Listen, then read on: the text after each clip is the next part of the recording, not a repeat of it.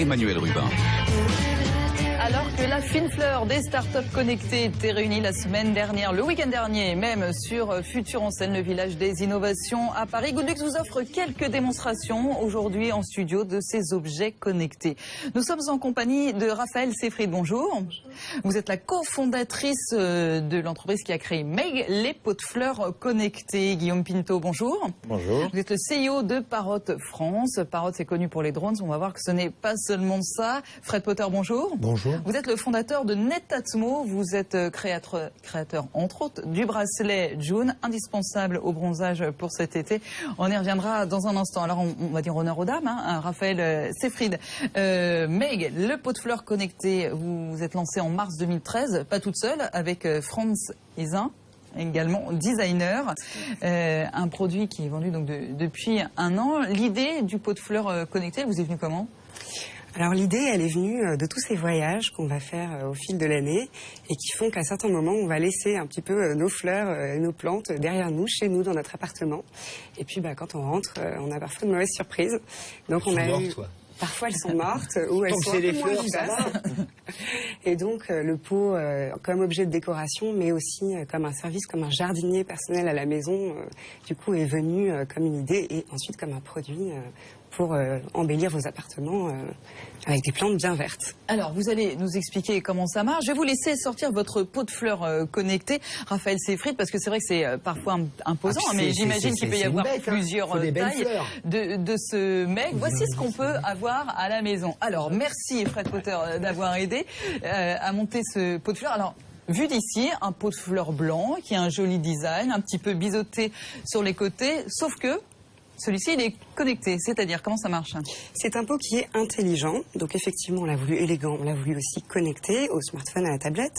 Il est équipé de toute une batterie de capteurs de luminosité, de température, d'engrais, d'humidité, qui vont en fait nous détecter toutes les données propres à la plante et les remonter sur le smartphone ou la tablette. À partir de là, on va pouvoir déclencher un arrosage spécifique au type de plante qui sera à l'intérieur du pot. Et donc suivre en fait tous les signes vitaux de la plante quand on le souhaite. Donc il y a un réservoir d'eau intégré totalement et invisible, invisible, qui fait 4 à 5 litres et qui en fait permet d'arroser jusqu'à 4 semaines. Donc là, la plante, c'est quoi? C'est une...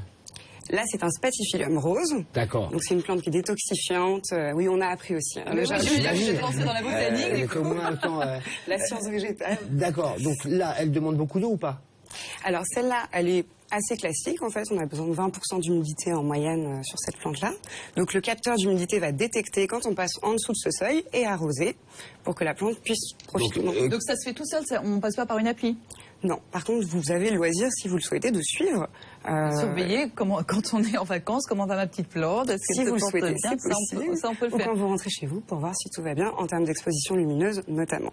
D'accord, parce que sinon ça fonctionne tout seul. Voilà, on est complètement autonome sur l'arrosage. Ça permettait d'offrir vraiment un service en plus, un service de jardinier à la maison, puisque quand on n'est pas là, on a beau recevoir l'alerte, on ne peut pas forcément agir sur l'arrosage. Et là, donc, si on reçoit l'alerte, si je comprends bien, on appuie via son portable.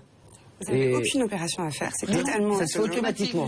Les capteurs vont vraiment travailler sur un diagnostic qui va être comparé au type de plante et ensuite l'arrosage va s'actionner grâce à un petit moteur et une pompe automatiquement pour venir arroser vraiment la plante quand elle en a besoin, au moment juste. Raphaël Seyfried, je disais, vous venez de vous lancer, c'est une petite start-up encore pour ces pots de fleurs connectés Meg. Est-ce qu'aujourd'hui, là, on a un grand pot blanc? Est-ce que vous avez plusieurs modèles de pots? Parce que c'est important aussi, on a plusieurs plantes, donc plusieurs modèles.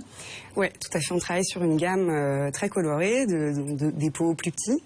Et on travaille aussi sur un autre produit qui, pour l'instant, est secret, si on peut dire, et qui sera présenté au CES. C'est un peu la tradition qui sera présentée au CES. Le Commerce Show de Las Vegas. Ouais. C'est au mois de janvier, ça? Voilà, ce sera notre deuxième, c'est le premier l'année dernière. Janvier prochain? Voilà. Vous êtes invité sur notre plateau? Sera toujours du côté des botanistes ou ce sera toute autre chose?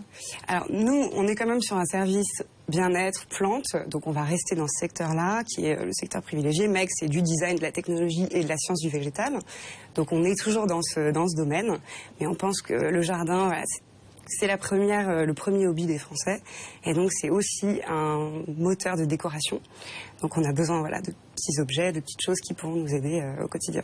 Alors parfait. Combien c'est vendu un pot Meg?